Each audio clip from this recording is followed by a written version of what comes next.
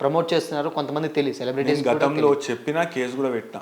Cinema actor Balakrishna మీద case కూడా పెట్టినా నేను. ఓకే, ఎందుకంటే దేన్ని అనుకోవచ్చు? Fun88 అనే చైనీస్ బెట్టింగ్ యాప్ ఇప్పుడు ఓపెన్ చేస్తుంది. It is accessible to people. Okay, దాన్ని అన్స్టాపబుల్ అనే షోలో ఓపెన్గా ప్రమోట్ చేసింది. ఎందుకు కేసు పెడతలేదు ప్రభుత్వం? అంటే ఇప్పటిదాకా మనం అది ఒక కేసు గురించి డిస్కస్ చేసినాం, మల్టిపుల్ కేసెస్. ఐబొమ్మ రవి ఇప్పుడు ఎందుకు కేసు పెడతలేదు? అదే ఒకడు ఓ రాంబాబా, వాని పేరేంది, వాడు నా దగ్గరికి వచ్చి ఏడుస్తుండే.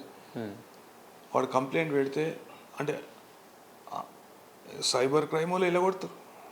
ఓకే, మన సిఐడికి పోతే సిఐడి వాళ్ళు ఎలా కొడతారు? ఆఖరికి సూసైడ్ చేసుకుంటా అన్నాడు వాడు. 80 లక్షలు కూడా కొట్టుకుంటు.